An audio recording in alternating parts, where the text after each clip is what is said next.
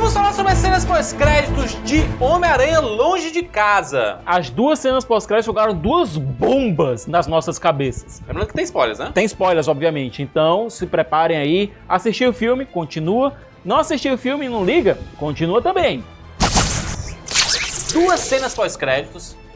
A primeira delas, de explodir a cabeça, porque muda completamente o futuro desse personagem, porque a identidade do Homem-Aranha é revelada. O mistério revela, né?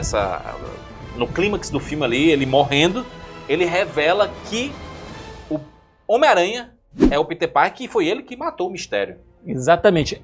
Dá uma editada no vídeo. O mistério é meio heróizinho, né? Tá salvando todo mundo e ele tal. Tá se mostrando um herói, entre aspas, né? Tudo mentiroso. Tudo mentiroso, mas o público ainda não sabia disso. A verdade é o que é propagada. E o público precisa acreditar em alguma coisa. O povo precisa acreditar em alguma coisa. Segundo palavras do próprio mistério. E só que revela isso é o JJ Jameson. Personagem clássico, Clarim Diário. Só que numa versão bem diferente. Jura? E aqui o J.K. Simmons, se queira. Eu sei que é o J.K. Simmons, mas é interessante como o J.K. Simmons ele tá interpretando duas versões do mesmo personagem. Sim, é. Não é o mesmo JJ Jameson que a gente conhecia. Do Parker. Às vezes, crap, lixo, crap, lixo, super crap, super lixo. Não é o mesmo JJ Jameson. E juras, eu tenho uma teoria sobre isso. É dito que o ClarimDiário.net é um site controverso, que não muita gente leva muita fé, mas aquilo está sendo exibido numa rede de televisão. A rede de televisão pegou o vídeo no YouTube e lançou. A identidade visual do ClarimDiário.net é tirado diretamente de um site, de um canal chamado Infowars.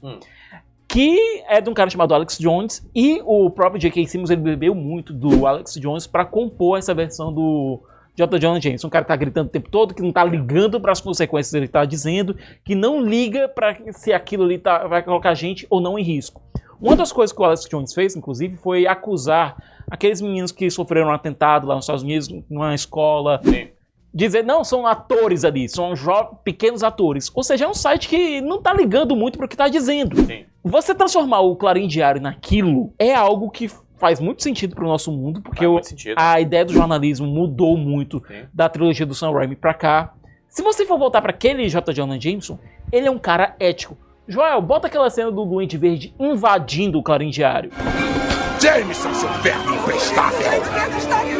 Quem é o fotógrafo que tira as fotos do Homem-Aranha? Eu não sei quem é, as fotos vêm pelo correio! Você mente! Eu juro! Ele tem integridade, é um cara que não quer colocar a vida do Peter em risco. Por mais que o J. Jonah Jameson ele tenha uma pauta contra o Homem-Aranha, ele é um cara ético, ele é um cara íntegro. Você vê que existe muita bondade no JJ. Tem aquele jeito meio expansivo, meio maluco e tal, mas é um jornalista, é um newsman. É um cara realmente de notícias. Já essa versão do J. Jonah Jameson, o visual é diferente. O J.K. Simmons assume a careca aqui, não existe a peruca que ele usava como o JJ na trilogia do Raimi. O bigode é diferente. É uma outra versão do personagem, uma versão mais inspirada nesse jornalismo de YouTube que a gente vê por aí. Não é o mesmo JJ do... Não é. É outra interpretação. É o mesmo ator fazendo... Mas é uma pegada completamente diferente. Nos tempos de hoje, não seria interessante ter um jornal físico, que é o Clarim Diário, né? Até mesmo no jogo, a gente tem o JJ, ao invés de ter trabalhar no jornal, ele tem um podcast. Excelente adaptação isso, né? É bem semelhante, inclusive, a esse que a gente tá vendo aqui. Só que é aquela coisa, essa versão do JJ que a gente viu é realmente irresponsável. Mas o JJ sobre o Homem-Aranha também ele inventava um monte de histórias que são irresponsáveis. No jogo, principalmente, que ele tem um podcast, ele vai falando. E aí você diz assim, cara, mas não é tudo mentira, mano. Que invenção é essa? Mas é que tá, a gente joga o jogo, a gente assiste o filme, a gente tá sempre do ponto de vista do Homem-Aranha. Imagina então, a gente estando no ponto de vista, sei lá, de um cara no meio da rua escutando o podcast ou então vendo o vídeo no YouTube. Mas alguém que não concorda com as coisas do Homem-Aranha, como o JJ dá a impressão que dá que ele nunca concordou, e ele recebe esse vídeo do mistério, ele tá trabalhando em cima do vídeo que ele recebeu. Então ainda não dá pra ter essa persona 100% definida que tu tá falando dessa... Eu coloco, Juras, eu bato nisso, sabe por quê? Porque ele entrega a identidade do Homem-Aranha, que é um moleque de 16 anos de idade, sem pensar nas consequências que isso vai acontecer com um garoto, que vai acontecer com a família dele, ou até mesmo com os colegas de escola.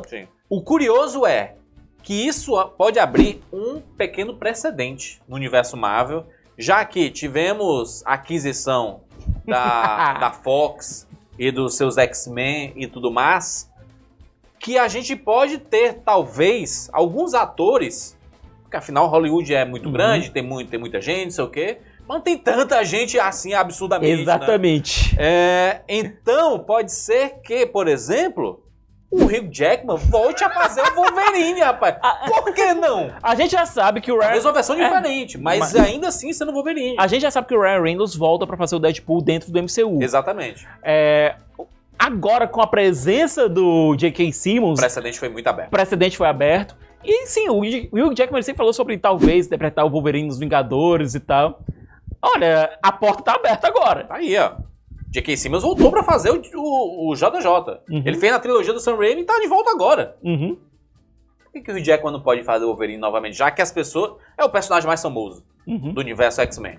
É o ator que a turma aprendeu a gostar e hoje ama o Hugh Jackman. E outra coisa, Juras, no caso do J.K. Simmons, ele inclusive reprisou o papel dele como J. Jonah Jameson nas animações. Exato. Do mesmo jeito, a gente não consegue imaginar outro ator como Wolverine senão o Hugh Jackman. Até porque a gente convive com ele há 19 anos. A Marvel vai sofrer um hate na escolha de qualquer outro ator que for interpretar. E aquela coisa, no caso do Wolverine, quanto mais velho o Hugh Jackman ficava, mais parecido com o Wolverine ficava. Isso prejudica um pouco nas cenas de ação, né? Porque o Wolverine é um personagem muito ágil também, né? Ele é velho, mas ele é muito ágil. Então, e a gente viu no Logan que o Hugh Jackman, ele entrega, mas ele tem suas limitações, né? Por causa da idade e tudo mais que vai passando. Mas eu acho, cara, bota o dublê tá sucesso aí. Bota o dublê, é nóis, né? Segunda cena pós-créditos, importantíssima. Nick Fury está lá na sua prainha de mentira e Nick Fury e a Maria Hill, que estão no filme, na verdade eram os Skrulls, né? E ele conversa com o Nick Fury, você precisa voltar aqui, foi muito difícil passar por você aqui e tudo mais. Quando volta pra lá, o Nick Fury está numa instalação espacial em que os Skrulls estão trabalhando. Então é muito consequência pós-Ultimato, pós tudo que a gente viu em Capitã Marvel, né? A relação do Nick Fury, da S.H.I.E.L.D. com os Skrulls, que a gente nunca viu abordada, acho que agora a gente vai ver. E abre precedente pra um monte de coisa, inclusive pra essa fase 4, a gente vê invasão secreta, a gente vê guerra secreta, que é tudo a guerra dos Skrulls, né? Bom, vamos aqui por partes, certo? Durante o filme é dito uma vez que existe uma célula Kree dentro da Terra. Os Skrulls estão trabalhando junto do Nick Fury, desde Capitã Marvel. O Talos, ele criou aquele lance de amizade com o Nick Fury desde ali. Então existe um elo de confiança entre os dois. E os Krees, a gente já viu os Krees em 2 filmes de Guardiões da Galáxia, na série Agents of S.H.I.E.L.D., Capitã Marvel. Os Krees, eles nunca foram retratados de maneira favorável. Então a gente pode ter uma inversão aqui de quem é o vilão e quem é o mocinho nessa história. E outra coisa, Juras, a gente tem potencial para 2 sagas aqui, talvez até mesmo misturar essas 2 sagas. Operação Tempestade Galáctica, que é a conclusão da Guerra Kree-Skrull, e obviamente, invasão secreta. A gente pode ter extremistas dos 2 lados, tanto Krees quanto os Skrulls, querendo fazer da Terra um campo de batalha. A gente ainda não viu Skrulls do mal, né? A gente não viu extremistas Skrulls ainda, mas sabendo o que aconteceu com os Skrulls durante a guerra com os Krees, que a gente viu lá atrás, é muito provável que existam extremistas. Já pensou a Terra sendo o ponto marco zero, o campo de batalha definitivo para a guerra entre os Krees e os Skrulls, com os humanos no meio tentando resolver a situação? Pô, seria foda demais. Essa é a fase 4. Pelo menos na minha cabeça, o que está se formando é essa fase 4 do universo cinematográfico da Marvel, que eles sim vão ter que trabalhar muito. Tanto que a gente até quando falou sobre o calendário dessa fase 4, especulando do que seria esse calendário, a gente falou que o filme da Capitã Marvel vai ser Invasão Secreta e que o possível filme dos Vingadores vai ser o Guerra Secreta.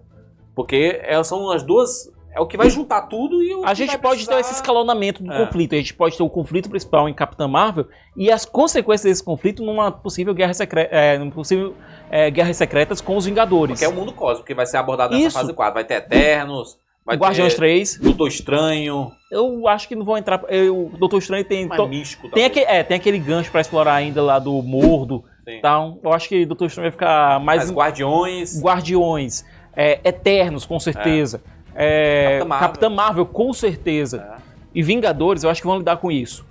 muito disso vai ser revelado quando o line-up da Marvel for anunciado pelo Kevin Feige, Sim. que deve ser na Comic Con de San Diego. Sim. Mas o que a gente tem aqui, Nick Fury trabalhando numa estação espacial. Pode já ser a Pico, que é a estação, que é a base da espada, que é basicamente a versão espacial da SHIELD. Da SHIELD, né? Uma nova SHIELD, né? Uhum. Aliás, aquela instalação ali a gente não viu detalhes, porque a cena é um pouco Mas existem rápida. uniformes, o pessoal tá realmente trabalhando como se fosse uma instalação militar. Humanos e Skrulls, né? Humanos e Skrulls. Então é interessante essa mistura. Cara, possibilidades, né? A parte mais MCU desse filme acaba sendo essa cena pós-crédito. Apesar do filme estar totalmente costurado dentro do MCU. Tá até em excesso, eu diria. Porque é muito mais Tony Stark. O Tony Stark não tá no filme, mas ele aparece mais do que É um fantasma. É um fantasma que persegue o Peter o tempo todo. Não do ponto de vista literal, É mas... tipo quando o Ned Stark morre lá no Game of Thrones e ele sempre tá presente. Porque ele é sempre citado, ele é sempre comentado. Esses Stark são todos desse jeito, né, cara? Tudo é a família, É né? família. Família Stark. Agora eu vou dizer aqui uma coisa, Juras. Essas cenas pós-créditos colocaram o Homem-Aranha num epicentro do MCU. Sim. Ou seja, eles estão realmente apostando que esse acordo entre a Marvel e a Sony vai ser renovado. E vai. Não tem por que não ser renovado. Siqueira, falamos aí sobre as cenas pós-créditos de Homem-Aranha, Longe de Casa. Se inscreve no nosso canal aqui pra você não perder nenhum vídeo e clica no sininho pra ser notificado a cada vídeo novo. E se você gostou desse vídeo, joga o like! A gente se encontra na próxima. Tchau, gente. E Juras, a gente falando sobre, não, vai ser o Norman Osborn lá na Torre dos Vingadores, reunido, o sexteto sinistro. Ana Luísa ficou muito triste com o fato do Brad não ser nenhum Osborn. Porque... E ele realmente não é, né? Não é só um moleque catarrento que cresceu durante o blip 5 anos depois. Foi mal aí, Ana Luísa. Teorias são isso, né? Às vezes não dá.